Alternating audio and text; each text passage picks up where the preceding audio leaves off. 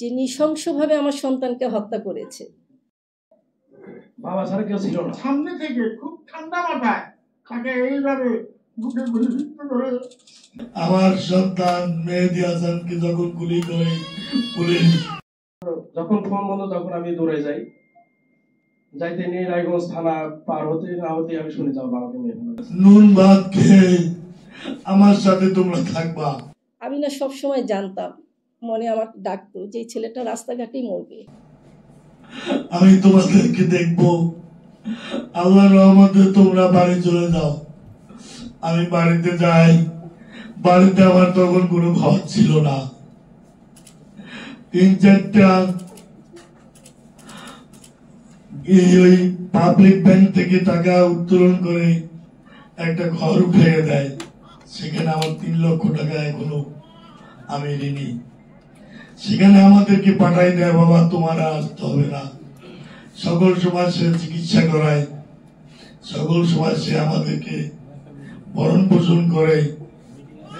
যেদিন 18 জুলাই, সেই ভয়াবহ 18 জুলাই আমার সন্তান মেহেদী হাসানকে যখন গুলি করে পুলিশ, গুলি করতে করতে যখন আসতেছিল তখন ওর দৌড়ে যাওয়ার কোনো পথ ছিল না, ও ছিল একা।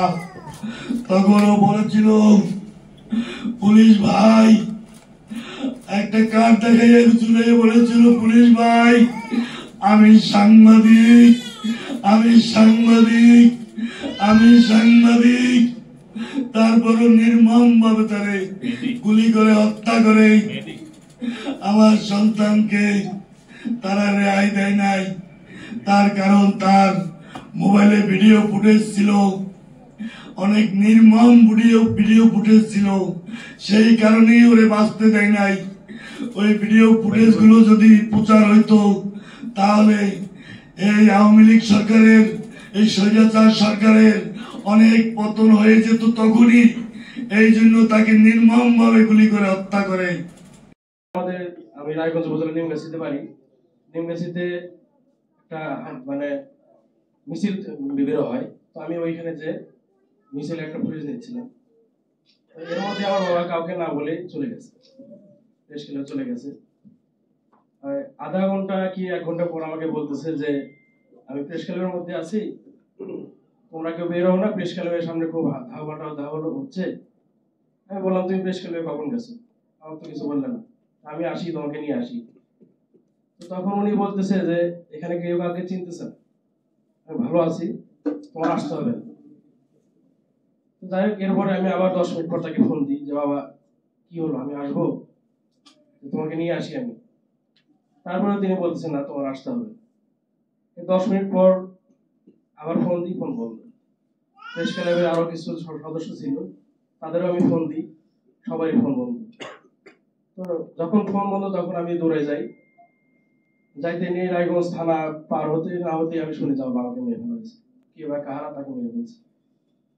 আমি ওইখান থেকে রায়গঞ্জ স্বাস্থ্য কমপ্লেক্সে যাই। আমি প্রথমে বিশ্বাস করছিলাম না যে আমার বাবা মারা গেছে, কারণ বাবা ছাড়া কেউ ছিল না। ওইখান থেকে আমি রায়গঞ্জ প্রেস ক্লাবে যাই, ওইখানে গিয়ে দেখি তার লাশ। এরকম নিরাপত্তাহীনতা কি থাকলে কি গণমাধ্যম কর্মীরা কাজ করতে পারবে? আমার বাবা তো সৎ সাহসী ছিল, কারো অন্যায় করেনি, অন্যায়ের বিরুদ্ধে প্রতিবাদ করতেছে, সে মারা গেল।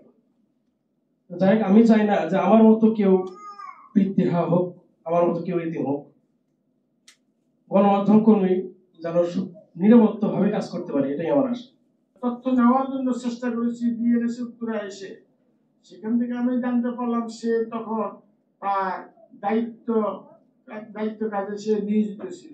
তখন তাকে ডেকে নিয়ে বলা হতো, তুমি এইসব মিছিল না, তোমরা আমাদের পুলিশ বাহিনী বলছে তোমরা আমাদের এইসব ফুটেজ তোমার ধারণ করতে আসো, উঠে দিয়েছ, তুমি এটা বলতে পারো না। সে বলছে দেখেন আপনারা আপনাদের কাজে নিয়োজিত আছেন, আপনাদের দায়িত্ব ছিল আপনারা পালন করেন। আমি তো একটা দায়িত্ব নিয়ে আমি এখানে আসছি, আমার দায়িত্ব আমি পালন করি, এতে আপনার তো বাধা দেওয়ার কথা আমি কিছু মনে করি না। আমি তো আপনাদেরকে গুলি করে মানুষকে হত্যা করেন, আমি তো বাধা দিই না। তারপরে তাকে আর কিছু না বলে তার বুকে তারা এইভাবে সে আন্দোলন করতেন, এইভাবে মিছিলের অগ্রভাগে সবসময় সে থাকতেন, কখনো এইভাবে থাকতেন, কখনো সে এইভাবে ছাত্রদের দিয়ে কাজ করতেন। এমন অবস্থা তার সামনে থেকে খুব ঠান্ডা মাথায় তাকে এইভাবে বুকে গুলিবিদ্ধ করে মানুষ চলতে আমার কত আশা আকাঙ্ক্ষা সব মাতার আশা আকাঙ্ক্ষা তাকে ধীরে ধীরে করে আমি ওকে অনেক কিছু করে ওর ওই লেখাগুলো না আমি বন্ধ করাইছি। বলছে, বাবা রাস্তাঘাটে মরে পড়ে থাকবি। আমি না সব সময় জানতাম, মনে আমার ডাকতো যে এই ছেলেটা রাস্তাঘাটেই মরবে, কারণ ওর লিখুনি, ওর কথা বলা, ওর কিছু যে নৃশংসভাবে আমার সন্তানকে হত্যা করেছে। আমার সন্তান, যারা আরও সাংবাদিক মারা গিয়েছেন, আহত হয়েছেন, তারা তো সংবাদই সংগ্রহ করতে গিয়েছে, তাদেরকে এই নৃশংসভাবে না মারলেও পারত। কিন্তু মরে যে একদিক দিয়ে ভালোই করলো। আজকে রক্তের বিনিময়ে নতুন বাংলাদেশ। আমি প্রথমে কষ্ট পেতাম, এখন কষ্ট হয়। শূন্যতা খুব খারাপ জিনিস। থেকে থেকে শূন্যতাগুলো এমনই হয়ে ভরা হয়ে যায়, আর পারি না।